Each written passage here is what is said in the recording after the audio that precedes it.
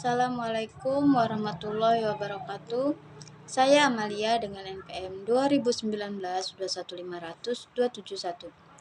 Pada kesempatan ini, saya akan menjelaskan mengenai tema-tema seperti berikut, yaitu pengertian akhlak dan keutamaannya, adab atau etika belajar dalam Islam, etika beragama, berbangsa, dan bernegara dalam Islam, dan yang terakhir, pengertian musyawarah dan etika berdemokrasi dalam Islam. Yang pertama, saya akan menjelaskan pengertian akhlak dan keutamaannya terlebih dahulu. Akhlak adalah sistem nilai moral ataupun norma yang mengatur tindakan dan pola sikap ataupun tingkah laku manusia yang diatur dengan ajaran Islam, Al-Quran, dan Sunnah Nabi pada saat mereka berinteraksi dengan sesama makhluk. Keutamaan akhlak adalah yang pertama, yaitu mukmin yang baik adalah yang baik akhlaknya. Yang kedua, yaitu akhlak yang baik adalah kebaikan bagi manusia itu sendiri. Yang ketiga, yaitu sebaik-baiknya manusia adalah manusia yang memiliki akhlak yang baik. Yang keempat, yaitu sebaik-baiknya timbangan amal manusia ataupun seberat-beratnya timbangan baik amal manusia adalah yang akhlaknya baik. Yang kelima, yaitu orang yang memiliki akhlak yang baik adalah orang yang derajatnya paling tinggi di mata Allah Subhanahu wa Ta'ala. Yang keenam, seorang muslim yang sempurna adalah muslim yang baik akhlaknya. Yang ketujuh, seorang muslim yang memiliki akhlak yang baik bagaikan melakukan puasa di siang hari dan melakukan sholat malam. Selanjutnya yaitu adab atau etika belajar dalam Islam. Menurut Al-Ghazali, setidaknya ada 10 etika atau adab yang harus dipenuhi siswa dalam melakukan pembelajaran. Di antaranya yaitu yang pertama, pelajar harus membersihkan jiwa dari keburukan akhlak dan keburukan sifat. Yang kedua yaitu pelajar harus menghindari hal-hal yang bersifat duniawi karena hal-hal yang bersifat duniawi tersebut akan mengganggu konsentrasinya dalam belajar. Yang ketiga yaitu pelajar harus memiliki sifat tawadu. Yang keempat yaitu pelajar harus menghindari perdebatan karena perdebatan akan menimbulkan kebingungan dan kebingungan akan menimbulkan rasa malas untuk belajar. Yang kelima yaitu pelajar tidak mengambil ilmu terpuji selain mendalaminya dan mengetahui hakikatnya. Yang keenam, pelajar tidak boleh mengkhususkan pada satu ilmu saja, kecuali agar belajar tersebut menjadi lebih tertib. Yang ketujuh yaitu jangan terburu-buru dan tergesa-gesa dalam belajar ataupun dalam menuntut ilmu. Yang kedelapan, pelajar harus mengetahui sebab-sebab lebih mulianya ilmu daripada yang lainnya. Yang kesembilan, pelajar harus meluruskan niat mencari ilmu hanya karena Allah, bukan untuk mencari harta dan lain sebagainya.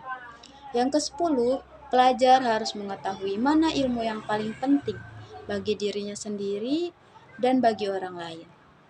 Selanjutnya yaitu etika beragama, berbangsa, dan bernegara dalam Islam. Etika beragama yaitu sebagai berikut. Yang pertama, seorang muslim harus saling menghargai semua ajaran umat beragama baik kebudayaan maupun tempat peribadatan dan memberikan ruang lingkup untuk semuanya hidup berdampingan. Yang kedua yaitu harus menghargai perbedaan ajaran ataupun peribadatan semua umat beragama sebagai wujud kepeduliannya terhadap keyakinan umat beragama yang dipeluknya. Yang ketiga yaitu menghargai kebebasan pemeluk agama untuk menjalankan perintah agama dengan baik dan unsur tidak bertentangan dengan ajaran agama dan peraturan yang berlaku pada agama. Yang keempat yaitu membangun kepedulian sosial dalam mewujudkan masyarakat yang rukun dan damai untuk berbuat kebaikan, saling menghormati dengan umat beragama. Yang kelima yaitu membangun kehidupan yang produktif selagi tidak bertentangan dengan agama. Yang keenam yaitu membangun kenyamanan pada masyarakat dan pemeluk agama agar ketika melakukan kajian dalam media ataupun yang lainnya harus memperhatikan ajaran-ajaran yang ada dalam ajaran agama. Yang ketujuh yaitu membangun masyarakat yang berbudi luhur terhadap semua umat beragama tanpa melihat struktur sosial maupun material. Yang kedelapan yaitu membangun kehidupan masyarakat yang bergotong royong tanpa memandang perbedaan agama. Yang kesembilan yaitu menghargai kebudayaan yang ada di dalam lingkungan masyarakat. Yang kesepuluh yaitu memberikan cerminan kebaikan kepada semua umat beragama. Etika berbangsa dan bernegara.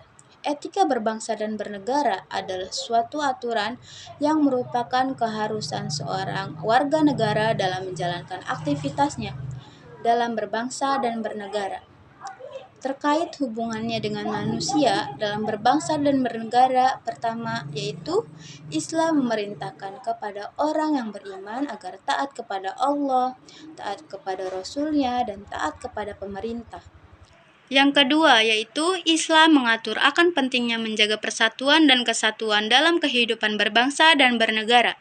Karena negara adalah tempat di mana suatu bangsa itu tinggal dan hidup. Sehingga tentram tidaknya dan nyaman tidaknya sangat tergantung dari kondisi persatuan dan kesatuan. Ketiga yaitu Islam memerintahkan kepada orang-orang beriman untuk membela tanah air. Tanah air yang menjadi tempat hidup dan mencari penghidupan harus dibela, bahkan membela tanah air merupakan bagian daripada iman. Atau dengan kata lain, membela tanah air adalah bagian dari konsekuensi keimanan seseorang. Keempat yaitu memecahkan persoalan umat dengan jalan musyawarah. Asal kata musyawarah yang sudah menjadi bahasa Indonesia ini adalah asywara yang berarti menampakkan sesuatu atau mengeluarkan madu dari sarang lebah. Selanjutnya yang terakhir yaitu pengertian musyawarah dan etika berdemokrasi dalam Islam. Musyawarah berasal dari kata syawara, yaitu berasal dari bahasa Arab yang berarti berunding, urun, rembuk, ataupun mengatakan ataupun mengajukan sesuatu. Etika demokrasi dalam Islam setidaknya ada 6, yaitu yang pertama musyawarah ataupun asyura. Prinsip ini menjelaskan cara pengambilan keputusan berdasarkan kesepakatan bersama, dengan mengutamakan kepentingan umum daripada pribadi ataupun golongan. Selanjutnya yaitu adil atau al-adalah. Artinya adalah penegakan hukum di berbagai sektor kehidupan sehingga berjalan adil dan bijaksana bagi semua orang. Selanjutnya yaitu kesejajaran ataupun al-musawwah, artinya tidak ada pihak yang merasa lebih tinggi dari yang lainnya, sehingga dapat memaksakan kehendaknya. Selanjutnya yaitu memenuhi kepercayaan ataupun al-amanah. Setiap orang yang tertib dalam demokrasi wajib menjaga amanah yang dititipkan pada saat musyawarah. Selanjutnya yaitu tanggung jawab ataupun al-musuliyah.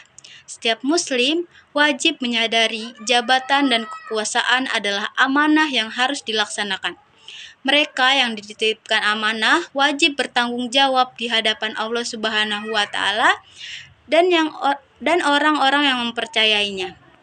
Selanjutnya yang terakhir yaitu kebebasan ataupun al-huriyah. Bagi seorang muslim, kebebasan wajib diterapkan selaras dengan tanggung jawab. Jangan sampai kebebasan dilakukan tanpa kendali sehingga merugikan lingkungan sekitar. Cukup sekian dari saya, mudah-mudahan bermanfaat untuk kita semua. Saya akhiri, wassalamualaikum warahmatullahi wabarakatuh.